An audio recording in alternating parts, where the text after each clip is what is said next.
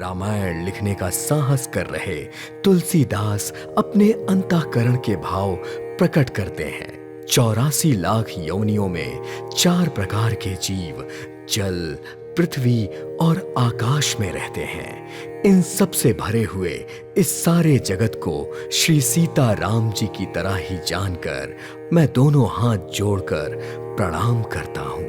मुझको अपना दास जानकर कृपा की खान आप सब लोग छल छोड़कर कृपा कीजिए।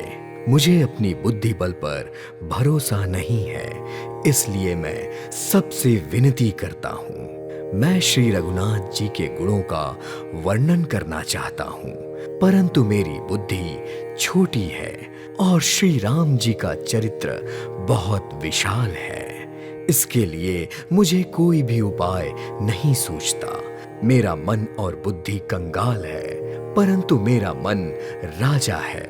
मेरी बुद्धि तो बहुत ही नीची है, परंतु मेरी चाह बहुत ही ऊंची है। सज्जन मेरी ठिठाइयों को क्षमा करेंगे और मेरे बाल वचनों को मन लगाकर सुनेंगे। जैसे बालक जब तोतले वचन बोलता है तो उसके माता पिता उसे प्रसन्न मन से सुनते हैं, किंतु दुष्ट, कुटिल और बुरे विचार वाले लोगों को दूसरों के दोष प्यारे लगते हैं। रसीली हो या फीकी, अपनी कविता किसे अच्छी नहीं लगती, किंतु जो दूसरों की रचना सुनकर खुश होते हैं, ऐसे उत्तम पुरुष संसार में बहुत नहीं है। मेरा भाग्य छोटा है, परंतु इच्छा बहुत बड़ी है। परंतु मुझे एक विश्वास है कि इसे सुनकर सभी सज्जन सुख पाएंगे और दुष्ट हंसी उड़ाएंगे, किंतु दुष्टों के हंसने से मेरा हित ही होगा। जैसे मधुर कंठ वाली कोयल को कौवे कठोर ही कहा करते हैं और बगुले हंस पर, मेढक पपीहे पर हंसते हैं, वैसे ही मलिन मन वाले दुष्ट निर्मल वाणी को सुनकर हंसते हैं। जो ना तो कविता के रसिक हैं और ना ही जिनका श्री रामचंद्र जी के चरणों में प्रेम है, उनके लिए भी यह कविता सुखद हास्य रस का ही काम करेगी। पहला तो यह भाषा की रचना है और दूसरा मेरी बुद्धि भोली है, इसलिए यह हंसने योग्य ही है। हंसने में उनका कोई दोष नहीं है जिन्हें ना तो प्रभु के चरणों से प्रेम है और ना ही अच्छी समझ है। उनको यह कथा सुनने में फीकी ही लगेगी। जिनकी भगवान विष्णु और भगवान शिव के चरणों में प्रीति है और जिनकी बुद्धि कुतर्क करने वाली नहीं है, उनको रघुनाथ जी की यह कथा मीठी लगेगी। सज्जन गण इस कथा को श्री राम जी की भक्ति के रूप में सराहना करते हुए सुनेंगे। मैं ना तो कवि हूं और ना ही वाक्य रचना में कुशल। मैं तो सब कलाओं तथा सब विद्याओं से रहित हूं। अनेकों प्रकार के अक्षर, अर्थ और अलंकार तथा अनेक प्रकार के छंद रचना, भावों और रसों के अपार भेद और कविता में तरह तरह के गुण दोष होते हैं। इनमें से काव्य संबंधी एक भी बात का ज्ञान मुझे नहीं है।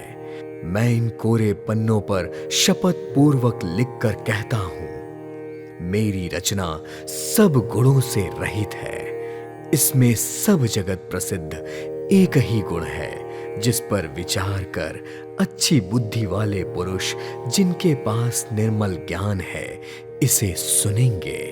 इस रचना में श्री रघुनाथ जी का उदार नाम है, जो बहुत ही पवित्र है।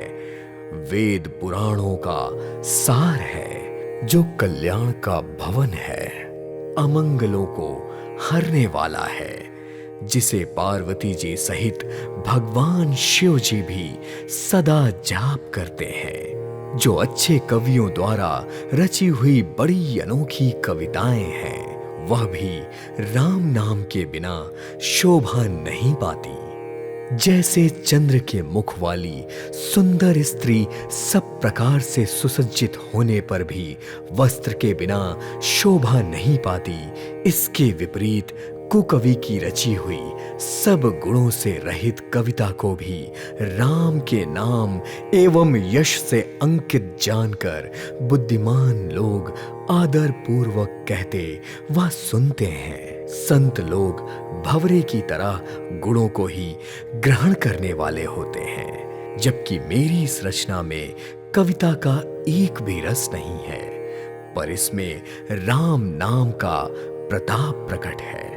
मेरे मन में यही एक भरोसा है कि राम नाम का भला साथ मिलने पर, स्वयं भला हो जाने पर कौन ऐसा होगा जिसने बड़प्पन नहीं पाया।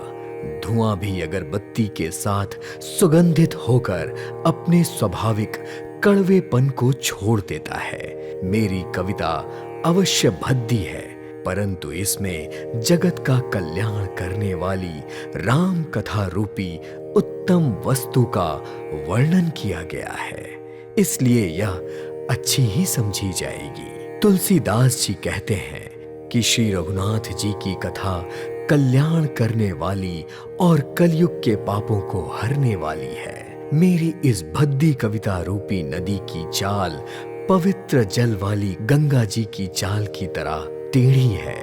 प्रभु श्री रघुनाथ जी के सुंदर यश के संग से यह कविता सुंदर तथा सज्जनों के मन को बहलाने वाली हो जाएगी।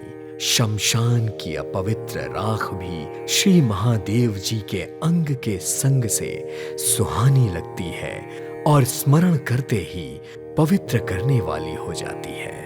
श्री राम जी के यश के संग से मेरी कविता सभी को बहुत प्रिय लगेगी, जैसे मलय पर्वत के संग से काष्ठ चंदन बनकर वंदनीय हो जाता है।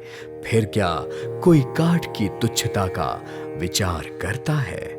श्याम रंग की गाय काली होने पर भी उसका दूध उज्जवल और बहुत ही गुणकारी होता है, यही समझकर सब लोग उसे पीते हैं। इसी तरह गंवारू भाषा में होने पर भी श्री सीता राम जी के यश को बुद्धिमान लोग बड़े चाव से सुनते और गाते हैं। मणि माणिक्य और मोती की सुंदर छवि होती है, पर वह सांप पर्वत और हाथी के मस्तक पर होने पर भी वैसी शोभा नहीं पाती जैसी राजा के मुकुट और नव युवती स्त्री के शरीर को पाकर अधिक शोभा को प्राप्त करती है। इसी तरह बुद्धिमान लोग कहते हैं कि सुकवि की वाणी से उत्पन्न हुई कविता वहां शोभा पाती है जहां उसके विचार, प्रचार तथा उसमें कथित आदर्श का ग्रहण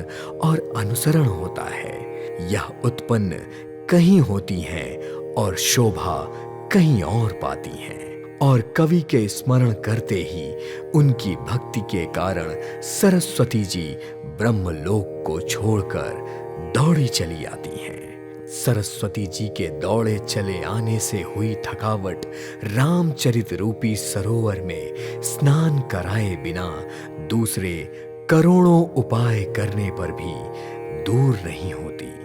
पंडित और कवि अपने हृदय में ऐसे विचार कर कलयुग के पापों को हरने वाले श्री हरि के यश का गान करते हैं।